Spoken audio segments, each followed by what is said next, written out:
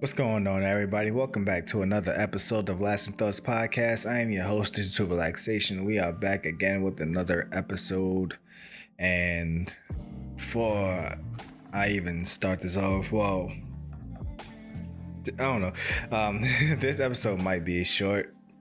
Only because, I was already trying to experiment with making this episode shorter as is, but today just wasn't the day at all. Like, nothing was really going my way today, so I'm not even in the mood to talk long now. It's on top of that, so this might be a short episode. I don't know, but that's what I'm just getting you guys up to speed with that. But that's fine. Nothing wrong with short episodes as long as I get the point across. That's kind of what I wanted to do. I want to experiment with just talking to, like, getting to my point more quicker. But yeah, enough rambling. As always, if you guys enjoyed what you hear and what you're gonna hear, please be sure to share this podcast, rate it, and all of that good stuff. So yeah, quickly, what I've been up to. Not a lot, I guess. Funny, I don't know. I guess I'm losing track of days. I did not talk about it in the last episode, but I could have sworn I watched it at the same time. So I don't know. I'm gonna talk about it later, but I'm gonna talk about the gaming first. For gaming news, well, not news, but what I've been up to gaming wise. I finally started playing The Plague's Tale, Innocence. The sequel coming out, I think, next month, which is gonna be called Requiem, or Plague's Tale Requiem. Game's actually pretty good. There's I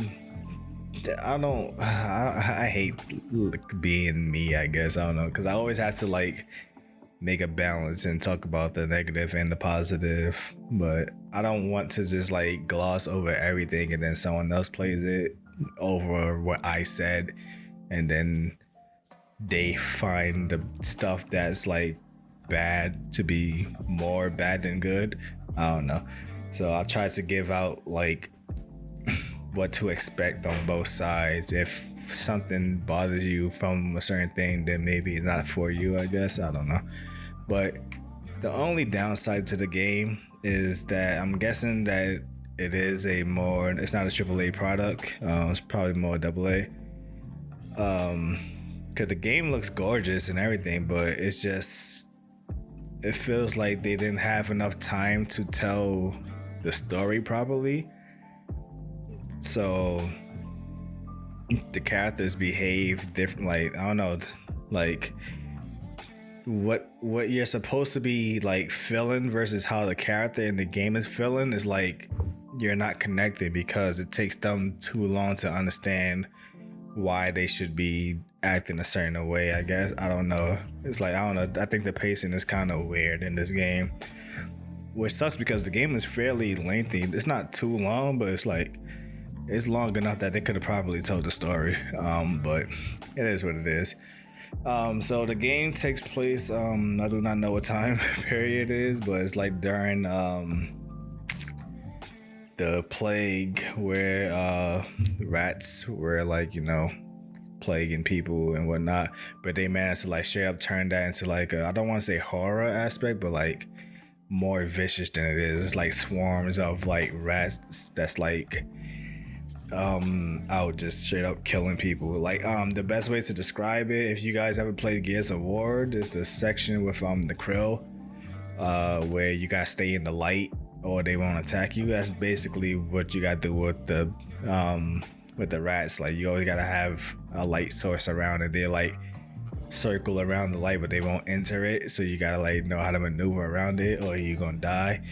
And the game works through like a semi co-op system, like, because you're playing as I don't remember her name, but you're playing as the older sister and you with your younger brother, and you have to like obviously work together and keep him safe, but you can make him do things as well, but you can't stray too far away. Like, when you play like The Last of Us or something, like you stray too far away from like the AI and like it don't really matter because the other AI act like they don't exist. Like you had to actually like be around and make sure like your little brother is good, but at the same time like trying to do things yourself. So it's kind of a like a mind twister. There's some puzzles in the game too, so that's that. But it's a pretty good game. And the second I saw the trailer for the second one. It seemed like it's gonna be a little bit more. What the feeling I'm getting from it is more Assassin's Creed vibe in terms of the combat. Because the last one she didn't really have combat. It was more so just like outsmarting the opponents and making the rats go towards them. That's mainly it. So this one looks like she's actually like taking enemies down herself. So that's gonna be good and more easier. Like it's been, because it's times where it's like. Because sometimes you don't really need to kill the enemies or anything at all. You can literally just walk past them, but it's like, I don't know. It's like, it's the fun of it, just taking the enemy down. But it's like so much work because she can't do combat herself. So you gotta like find a smart way to take them down. So it's like, So there's that. And on top of that, there's plenty of times where it's like, I'm trying to escape somewhere and I'll keep getting caught. It was just one level. And since she can't fight, it's like she takes one hit and she automatically dies. So that's the problem too. Like she's an instant kill no matter what. So you gotta have to like, I don't know. The game gets deep because it gets into alchemy as well. Like you start mixing potions and stuff, and as the game keeps going, you learn new potions and new spells. So I don't know how to properly describe what this game is, but it's just fun. And I'm looking forward to the sequel next month. So there's that. I recently, just yesterday actually, finished Escape Academy because I'm just browsing games to play. So I'm browsing through like the Game Pass, which the Playtales is on the Game Pass, and the sequel is going to be on the Game Pass day one as well. Escape Academy is what it sounds like. It's just basically a bunch of escape rooms, but like the concept is that you're like a student who's like learning the ropes of becoming a master escapist or whatever and whatnot, and that's pretty much it. I don't know, I like games like that. I love like solving problems and trying to like crack the code and whatnot. There's been a few times I tried to go with the game without like using Google or anything to like just give me an answer. I only did it once, if I'm not mistaken, and it was one, and I felt so stupid once I saw what the solution was, because I didn't understand, because you can use hints in the game, and I tried to limit as much as I can use them, because I'm not sure if it affects your score. Like, could you get like grading like in school, which I've gotten like on a roll. I never went below a B. But so I tried to use as least as hints as possible. If I fail a mission, I won't use the do-over. I'll just completely quit the game and go back into it, because I don't want that to impact my score as well. If it does, I don't know. So yeah, so there was only one time, because the hints, like sometimes the hints is like, oh, all right, I get it. Sometimes the hints is like, I don't understand what you're saying. Other times, which you probably will need to do, because that's actually one of the first things they told you to do when you play the game, is make sure you have a pen and paper with you. Like I have like 2 pages just full of a bunch of ciphers and bunch of patterns and stuff, because I'm trying to remember what it was I saw. So it is one of those games too. I mean, if you can somehow do it all in your head, props to you, but for the most part, it's probably best you write everything down. So the game is not, if you are a fan of escape games like that, the game is not that hard. There are some tricky moments, like I said, but it's not too bad where it's like, oh, I'm just gonna just rage quit. But if you like new to doing escape games, then I don't know, probably might not be for you. So yeah, that's what I've been playing. So now I'm on the quest of what to play next. And today we got hit with the greatest announcement ever. Like, kind of just made my day better when I saw this. The Cyberpunk expansion trailer came out today. I am excited because you already know Cyberpunk is my game. And yeah, I've been waiting for this expansion because I heard like rumblings about it. So I am excited that it's finally here. It exists. Keep the game going. Give the game some life.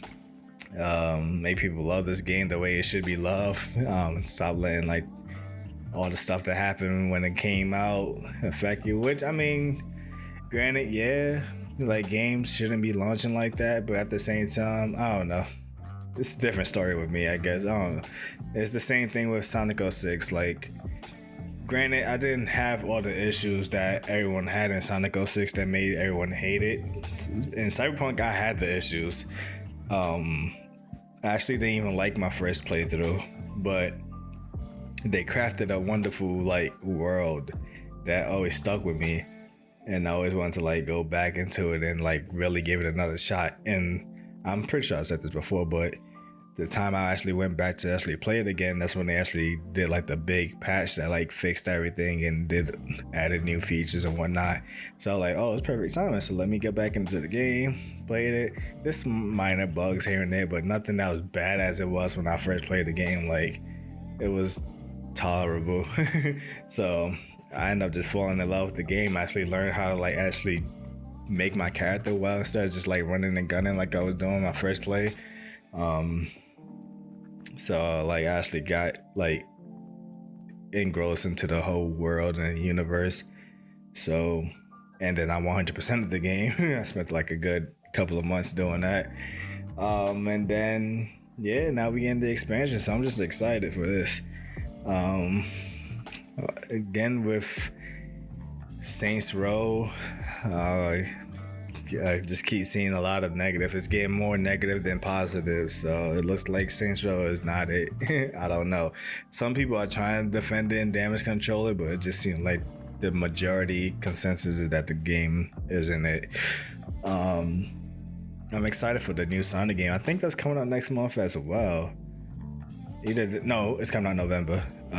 Yeah. So yeah, October, November. So we got some games here. We good. I just need to figure out what I'm gonna be doing for September. So I need to find a game that I need to occupy my time with this month. And yeah, but that's it for gaming. As for stuff I've been watching, so like I said, I thought I would have talked about it, but I guess I don't remember. I don't know. I don't remember when I watched it, but I thought I did after I watched Clerks. But the movie I watched was Everything Everywhere All at Once. I mentioned that I wanted to watch this a while ago, so I finally got around to finally watching it. Good movie, great movie. I think it's a movie that you shouldn't try to like nitpick because it follows the concept of most universes and whatnot. So of course every different type of form of media have their own versions, and it seems like every version still has plot holes that don't properly add up. So obviously this one has plot holes that don't add up either, but the core story and the core message of what it's trying to send, if I can like make this an equivalent to something, the equivalent version I can make this movie sound like, it's like a kung fu version of Click, if that makes sense. Just with multi universes. So the concept of like being able to jump into a different part of your universe and inherit the skills of what that universe have. So what they were doing, like, obviously the main character, she's just a normal housewife type woman, but there's a universe where she made different decisions in her life and she ended up becoming like a successful martial artist. So she managed to like link into that universe and she ends up like learning how to use martial arts as long as she's linked to that universe. So, but like I said, the core message, like I said, also like think of like Click as the concept of family and making right choices with your life and not, taking certain things for granted and whatnot. That's like the core story. I don't want to spoil everything and whatnot. It's a great movie to watch. Like I said, don't nitpick anything or you're just not gonna have fun. Like it's the same thing with like the MCU movies. But yeah. Speaking of MCU, I'm pretty sure I talked about it last episode. She-Hulk, I am still watching it. I don't know if I even said if I was watching it, but I am watching it. As of right now, as of this recording, only 3 episodes has been out, and my people who know about that episode 3. So I'm not going to go into depth about this show until the series is over, but I do have one thing that I kind of have gotten cleared up. So it's making me look at the show differently now in a more positive way. So my nitpick with the show was I don't necessarily care so much about the whole quote unquote woke agenda and whatnot that they feel MCU is pushing. My thing is I didn't like how it seemed like she was 1 second, like when she was in her human form, she acts like she's like down with that woke agenda, I guess, if the best way to summarize it. But then when she's She-Hulk, it's like she completely like lets loose. She's like a free, like, she's free and whatnot. She likes having fun and whatnot. And as we see later on in the show that they showed in the teasers, like, which I also know in her comics, like she's like more flirtatious and whatnot, and like she's more out there with guys compared to when she's on human form. Like she hates when guys talk to her and whatnot. Like she hates being catcalled. That's literally how she transformed into the Hulk in the first time.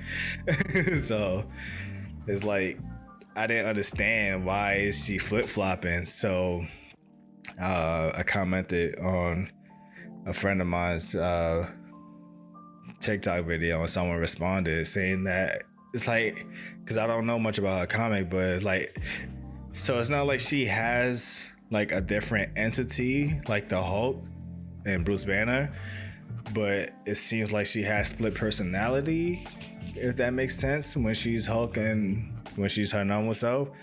And he gave an example that I don't know who it was, but one of them during the Civil War in the comic run, one of them was for the registration and the other one wasn't. So there seems to be some kind of personality split when she turns into the Hulk. So now that I kind of understand that, I can start accepting why she does the same thing, which quote unquote why a lot of people are like cringing but also celebrating the end credit scene of the 3rd episode where she's twerking with Megan Thee Stallion. I didn't mind it, but like I said, it kind of like it goes against how she was in her human form. I didn't understand it. So now that I know, like, that's just how She-Hulk is, I'm like, all right, it makes sense now. So I can enjoy the show more. But overall, the show it's decent. It's not great. It has that plot that I hate where the main villain just comes out the shadows. Like, we about to be on episode 4 in a couple of days, and we really don't have like, the conflict that's driving the story. Like, what's her conflict? Like, some dudes try to jump her on episode 3, and they mention the boss, and that's it. And now we gotta sit and play the speculating game. So I don't know. I hate that. Like, we need to figure out who is doing what. They did the same thing in Hawkeye. Like, I don't know. So we need to see. So like I said, but I'm not gonna completely talk about the show until it's over. Some short wrestling news. I know I don't really talk about wrestling here, but wrestling is in an interesting space right now. I'm not going to talk about the shows or nothing right now. I'm just talking about just everything that's happening with specifically WWE. Now that Triple H have taken over like the creative side, a lot of things are changing and people are coming back. I think because like I said, like WWE right now is in a weird space, but in a good way. But I think the problem is people need to be patient. Not saying that people are complaining. I'm just saying like, so right now my issue right now is that it's usually the same issue I always have is the champion division, like the title picture, who's holding the title, who should hold the title. So right now my issue right now is Roman Reigns right now has both the main titles, which I hate that they did that. Like I like the brand split. That was my favorite ever during the Ruthless Aggression era, and then when they brought it back in 2016, that was like one of the greatest points in WWE as well. So honestly, I want the belts to be split back up again. But my problem, well, not my problem, but the thing is just I don't see nobody beating Roman, and not like, and nobody is better than him. It's just storyline wise, right now I don't see anyone who benefits from holding the titles. The only person I can see is Bobby Lashley, but the problem is that he has the United States champion, so he's in a good spot right now. So now, but like I said, so now that I'm seeing that they are bringing up new people, they need to just spend a few months, honestly, just building these new people and let us get familiar with them, so we can now want to see someone who wants to hold the title. So that's good. AEW, I watched a little bit of their show too. I think Restless was eating good this weekend, but last weekend there was like, yeah, there was Clash at Castles, then there was the NXT Clash, what was it, Clash of the Worlds or something like that. And then AEW had a show as well, All Out. So Restless was eating good, but apparently there's a lot of backstage drama that's happening with AEW right now, which sucks. It sucks, but it's good because I like seeing the balance. I like seeing, when AEW first burst out, everyone like, bro, AEW is the new thing. WWE's trash against stale, and now that WWE's finally spicing it up, the ball is back in AEW court. Now they got to handle their situations and start doing better now. So competition is always good because we always get better product. But yeah, that's everything I've been up to for the most part. Yeah. So my main topic, like I said, I might keep this one short because I'm just annoyed today. But my main topic is mainly about trauma, and more so the concept of trauma killing time. What I mean by that is, well, I will use myself as an example, I guess. Well, I will use myself as an example later, but what I mean by that overall is like when people go through things and deal with things in their life and trauma and whatnot, we hold on to those moments, and like the way we hold on to it feels like it always just happened, but it could be like years ago. And I know people's like, man, you need to let go, move on. It's like, I don't know. I think that's kind of why I'm bringing up the topic. It's more so, how do you let go, I guess, or how do you finally move on from certain things? Like for me, so use myself as example now. When I think about my worst time in my life was during my high school years.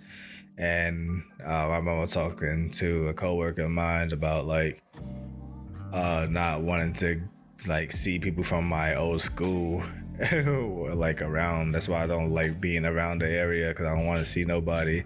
And like, why would they bother you? It's like, yeah, because the concept is like, it's been over 10 years since I've been in high school. Like,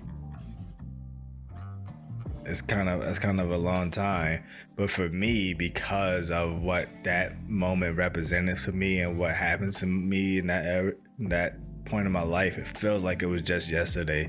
And it will always like keep feeling like high school just happened, because that trauma is just there. Like, it's not that it's haunting me or whatever, because like I said, I've gotten over it to a degree where it's like I don't get depressed about my past no more.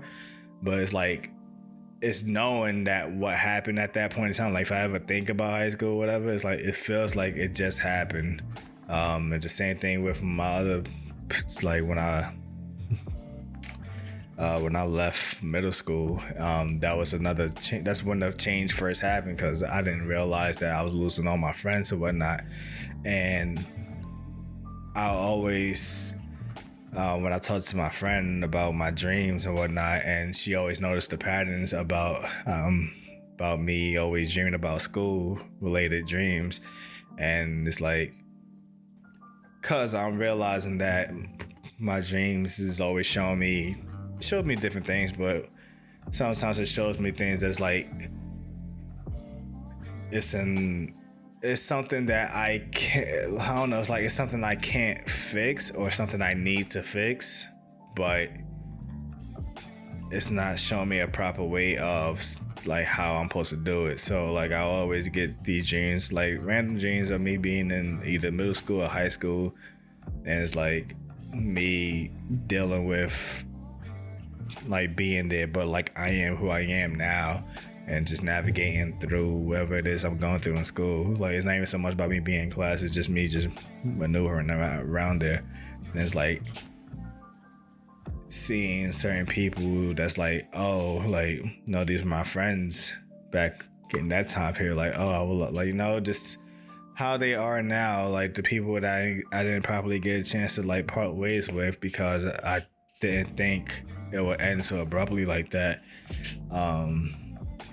It's like, you know, how are they now? Like, then the whole concept of do they even think about me?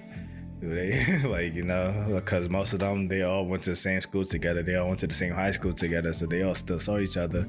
Like, I was the one who just faded away. There was even that one time where I actually got in contact with one of them like a year after I left, and they thought that I died. And I'm like, bro, damn, like, y'all just killed me off. So I don't even know how they feel about me, what's the thoughts of me. Because, you know, in my point of view, like, some of the people I was hanging out with, like, those my close friends, and like, those moments were special to me, but to them it could just been another school year, so I don't know. And like I said, social media just happened. Like, not just happened, but like, it didn't become the thing to be on until like around that time when I left school.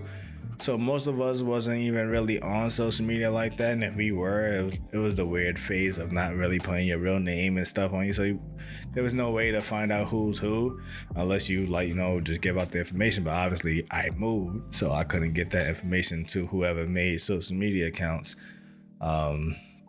So I lost contact with all of them.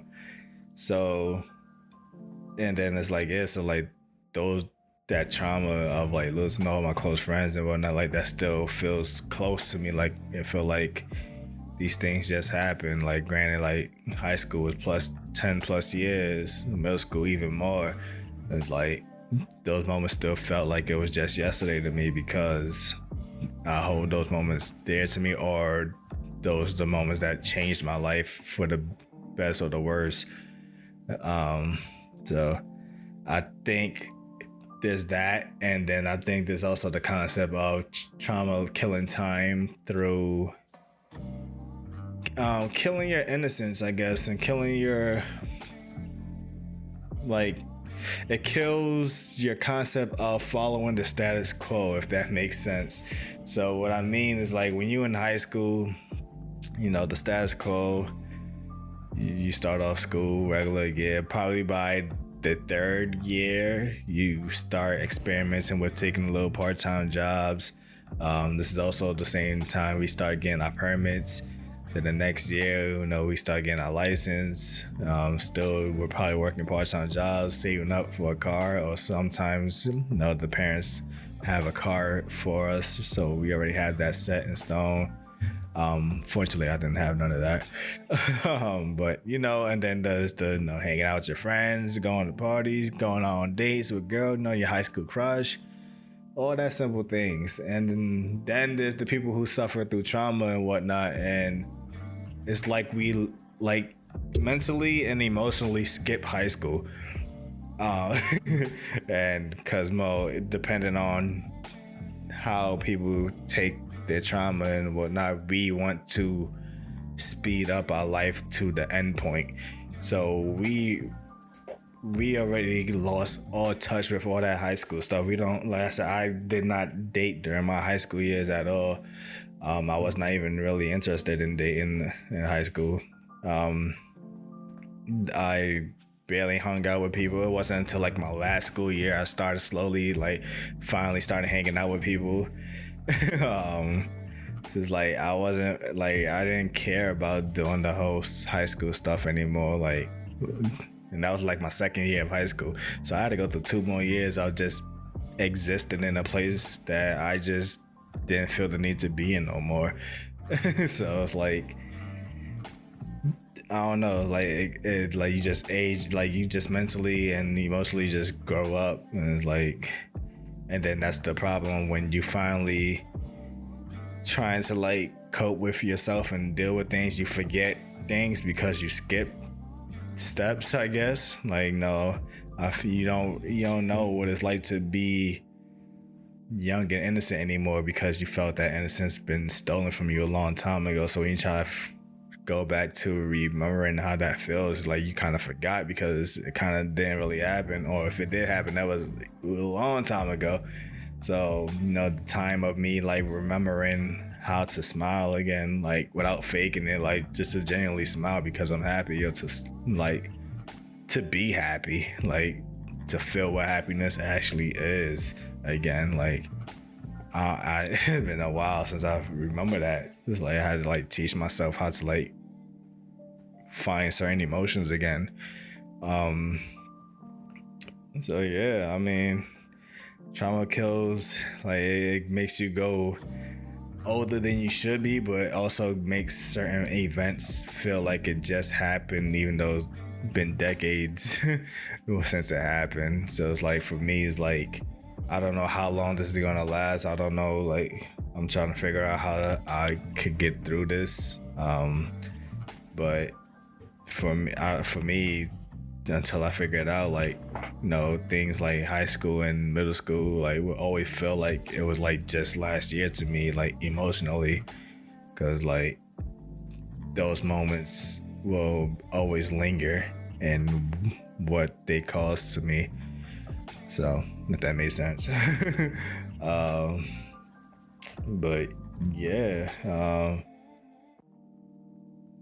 I don't know. I guess that's it. I just wanted to open this question up and open the conversation up about how trauma interrupts time and whatnot. I was thinking about how to write a question of the day, but I don't know, like, what question would go with this topic. Like, I mean, probably the simple question of, I mean, if you guys have felt like you've been through the moments of, like, trauma, like, ruining your timeline or whatnot, like, how did you get through that, I guess?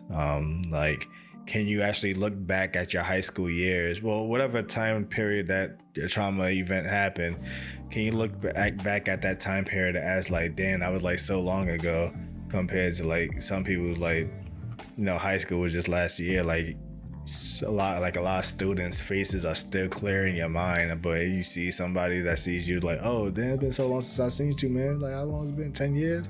For me, like, nah, I don't know, it felt like it was just last year. But yeah. Yeah, I don't know. That's that. Hope you guys enjoyed this episode. As always, please be sure to share and rate. And yeah, till next time, I hope you guys have a great day. Better day than me. Well, better day than me yesterday, since it's coming out tomorrow. And I hope you guys have a great week as well. And yeah, I forgot to mention that Labor Day weekend did pass. Maybe that's a question of the day too as well. What you guys do? You guys have any fun? You know, the usual me. I don't got no friends, so I was chilling at home. I was playing Escape Academy. So yeah, later. Peace.